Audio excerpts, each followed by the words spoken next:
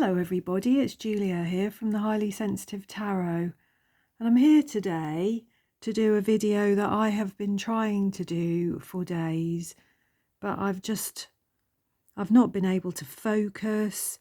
I've had it all going round and round my head and upsetting me and getting me stressed out, and every time I've sat down to do this video, I've just had like anxiety, I suppose, about doing it even, but it's just something that I feel strongly about from my own position. And you'll have seen the thumbnail to this video is a picture of my bookcase, which is empty. It's just full of boxes because, as many of you will know, it's kind of half packed, 2/3 packed, ready to move.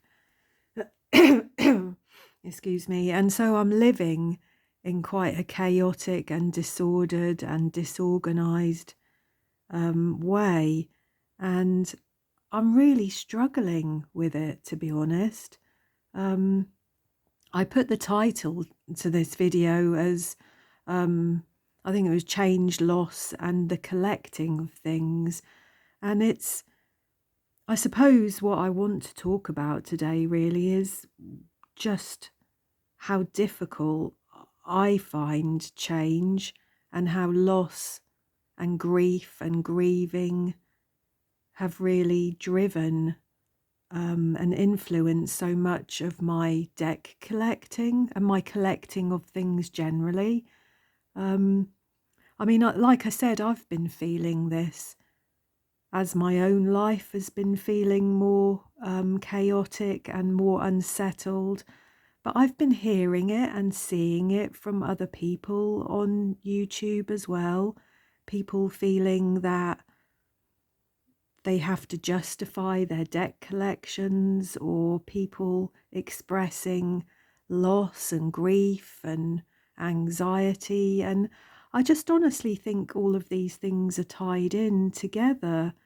I mean, I have autism, and all my life I have collected things to one degree or another. When I was a child, it was mostly books, and I was quite obsessive about the collecting of books when I was a child.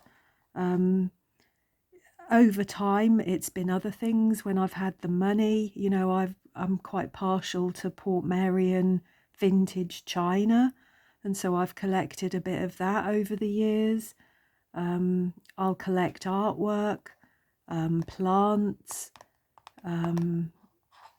nice things, ornaments, all sorts of things. It generally with me will depend on if I've got the money to do it or not.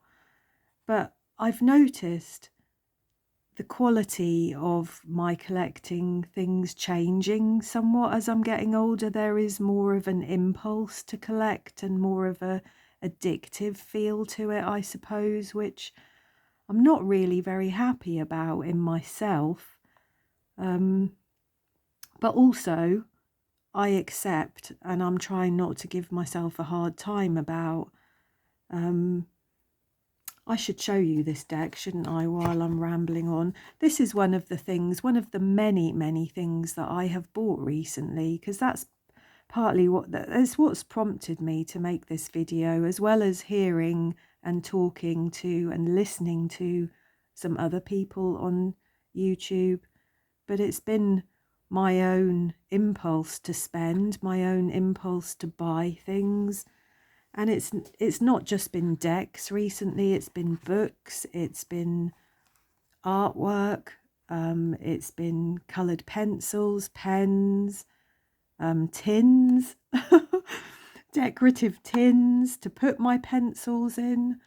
Oh my God, you name it. And I've been buying it recently, and I realised that some of the things I'm buying I'm not collecting. But the tarot decks and the oracle decks I'm buying, I certainly am collecting. And I think sort of this time last year, I would have never really considered myself a deck collector. I mean, certainly until I had my channel, even though I've been reading cards for 30 odd years, I only had about 10 decks before I started my channel. And now I could easily have 80, I think, tarot and oracle decks altogether. This is the latest that I've bought myself. It's called the Gentle Chaos Pocket Oracle Deck, and it's by Tyler Geisha, aka Ghost Honey. Now, I don't know who this person is. It's Running Press Book Group. I don't know who Ghost Honey is, but I think they are somebody on social media. I just thought this was quite an interesting little deck, and at the time I had the impulse to buy something, and so I bought it. So yeah, it's quite a weird little arrangement, this little sort of magnetic box that it comes in. It has this little book here, a little pocket book, and it comes with this little stand, which actually is quite nice. I don't know whether if I put the cards in there, you'll see them, will you? No, I don't think you will. I'll hold them up. But anyway, it's quite a nice thing actually, isn't it? This little stand. I do like things like that. So yeah, anyway, what am I trying to say? I'm not here to try and justify my spending behaviour, because I'm a grown-up and it's really up to me what I spend my money on. You know, I'm not in any debt. I haven't gone into debt recently with my increased spending, but I am spending too much. You know, I am aware of that, and it sort of made me wonder why I'm particularly spending so much at the moment, really. And do you know what I think it is? It's to do with me moving. It's to do with me moving house and my associations with that. My associations, I mean, I've moved house, I don't know, 20 or 30 times in my life. I think I've moved around a lot.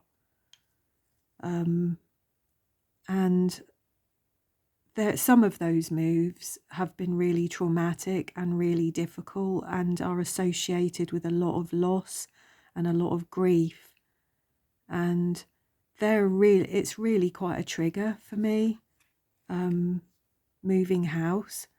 And so, you know, when I think about it that way,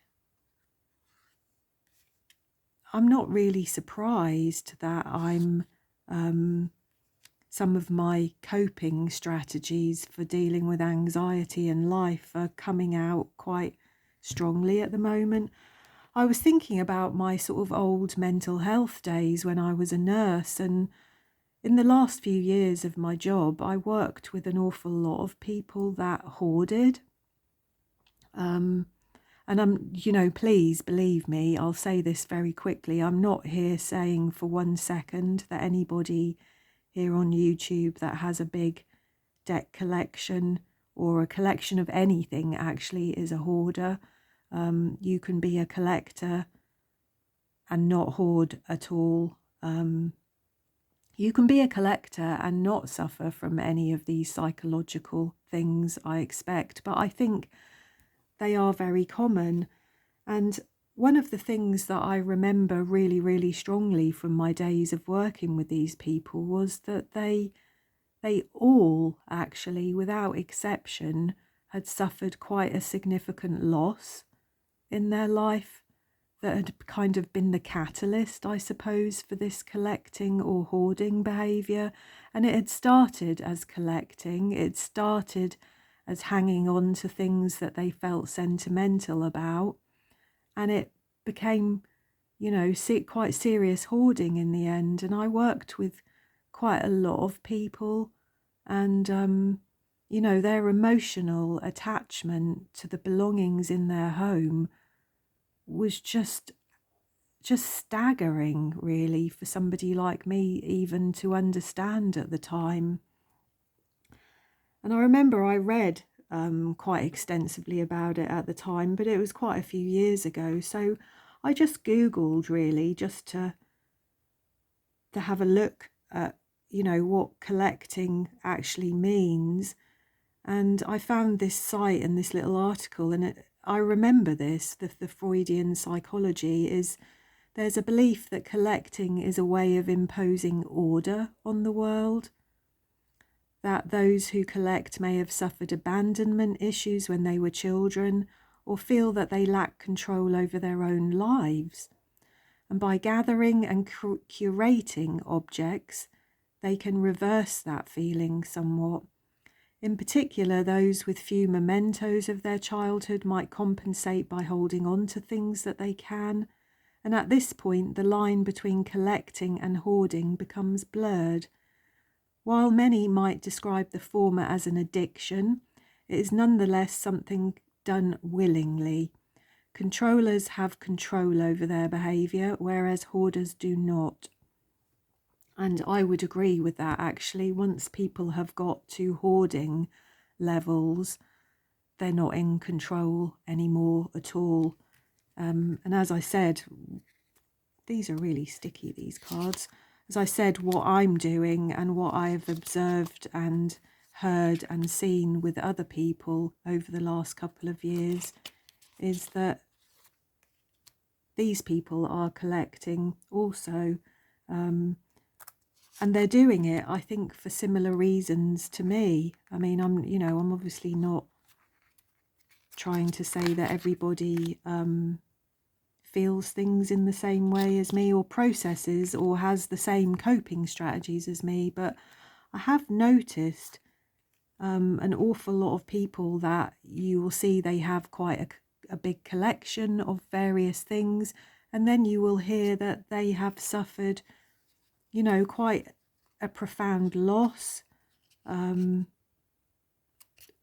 or they've been through a real trauma in their life. Something traumatic has really affected them quite badly. I'm sorry, these cards are completely stuck together. Here's Ghost Honey.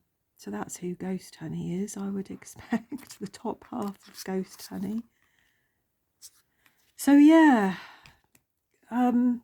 I don't even really know what the point of this video is, to be honest, except I just wanted to express these things really, because this whole thing of deck collecting and the amount of possessions that people have, the amount of tarot decks they might have, or books that they might have, or various other things that they might have, comes up quite regularly as a topic of discussion, and gets kind of picked apart, and everybody has their say, including me. I mean, I've weighed in the past on the whole tarot consumerism thing, and while I still do agree that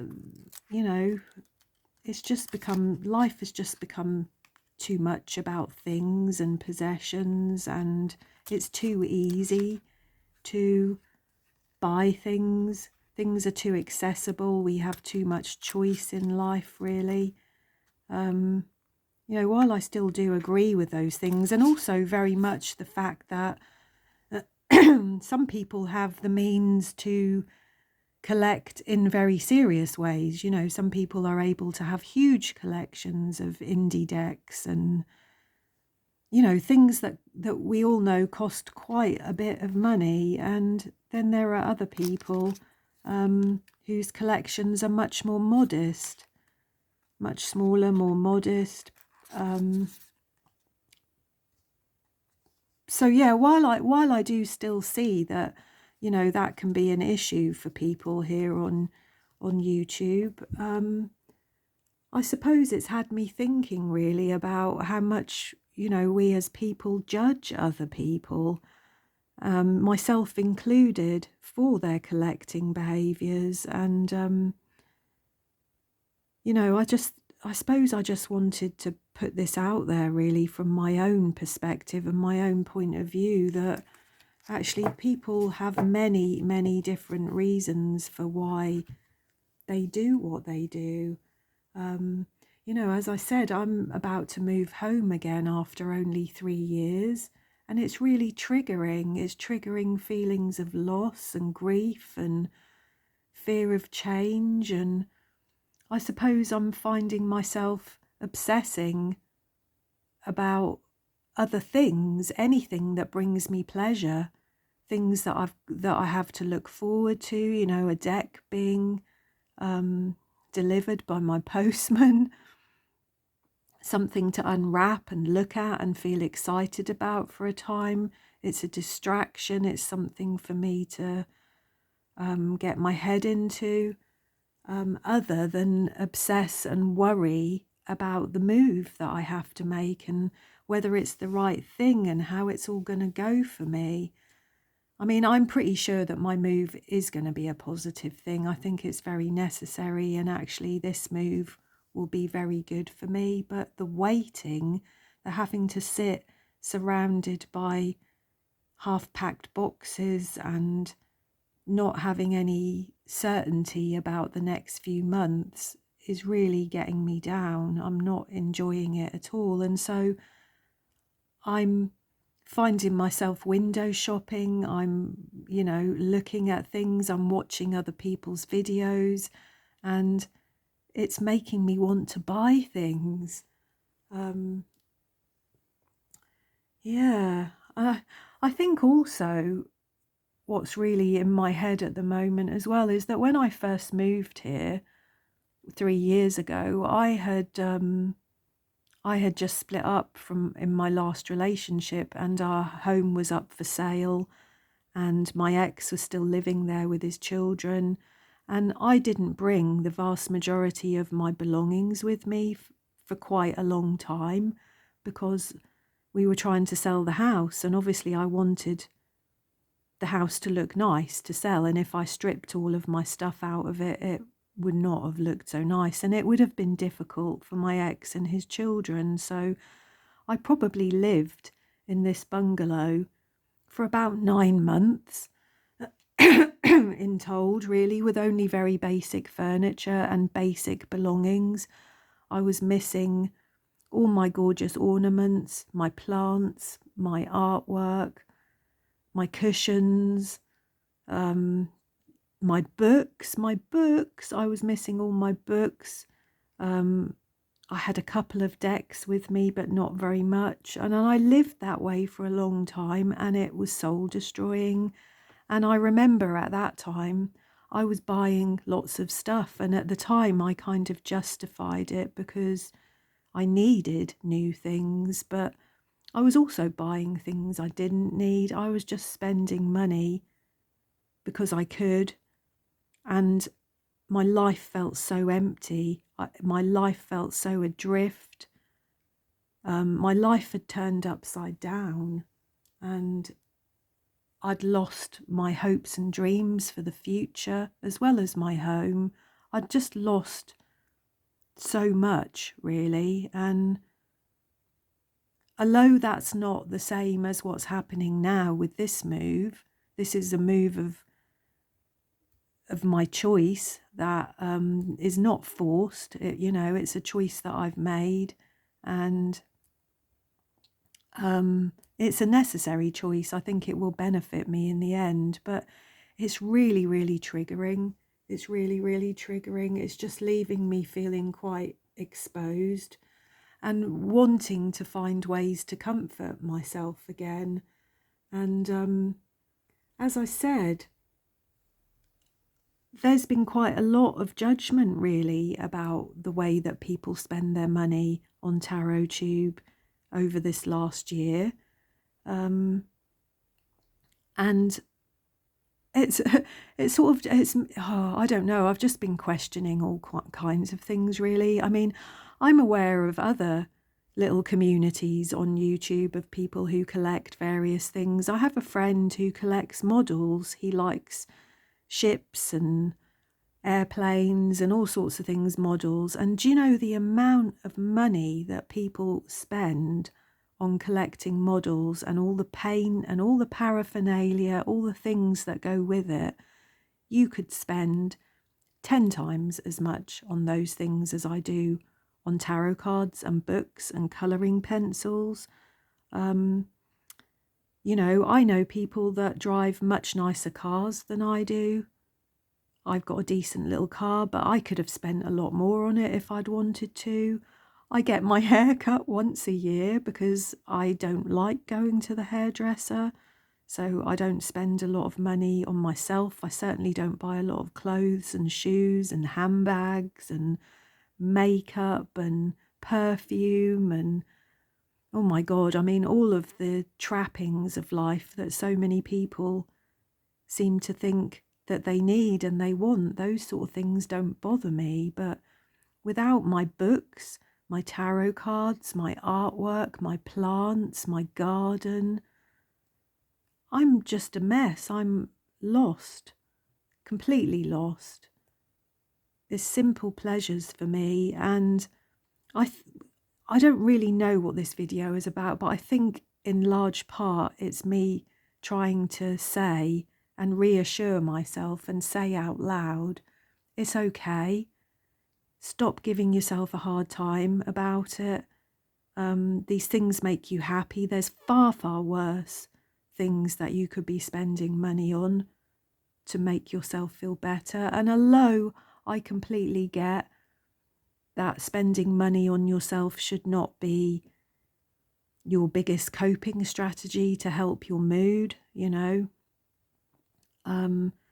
I've read extensively Buddhist philosophy, and I do very much believe that, a more simple life is the healthy life for all of us, and that actually having a lot of clutter and a lot of belongings is not always healthy or good. But at the same time, life is hard. And I think if you suffer with a lot of anxiety, or you've suffered a lot of trauma or loss in your life, well, what the hell?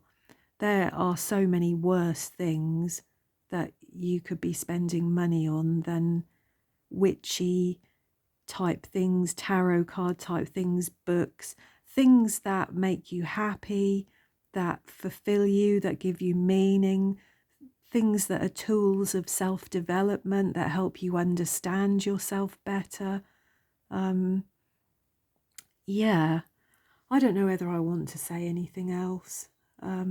Obviously, like I said, grief is a many-faceted thing, isn't it? And I know a lot of the people that I've listened to recently or spoken to recently are grieving very real losses of people, significant people in their life, and that's a terrible thing.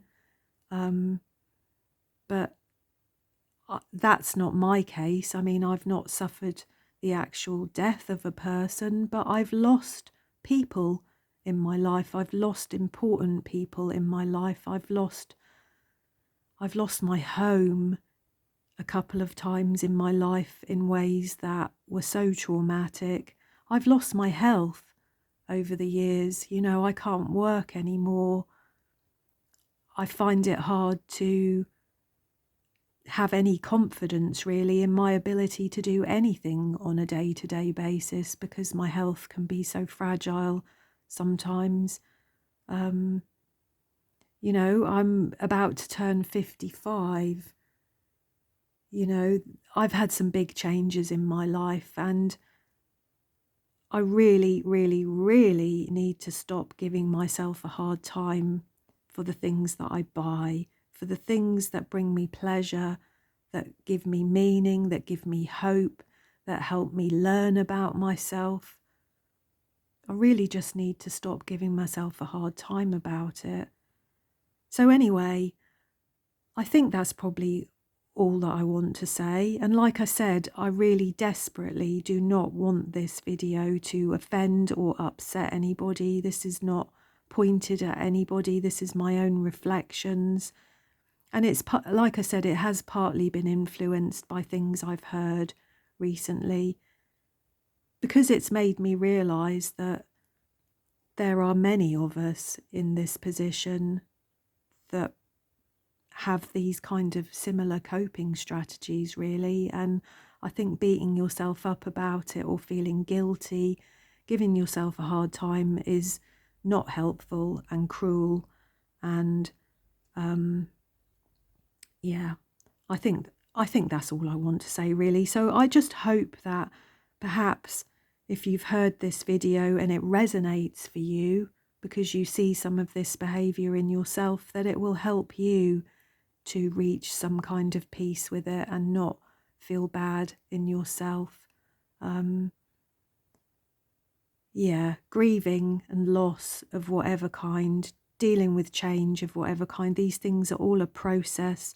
There's no real solution. You have to find whatever works for you. You have to be flexible and adaptable and go with the flow, and be kind to yourself. Be kind to yourself. Don't give yourself a hard time for your coping strategies. Be aware of them by all means.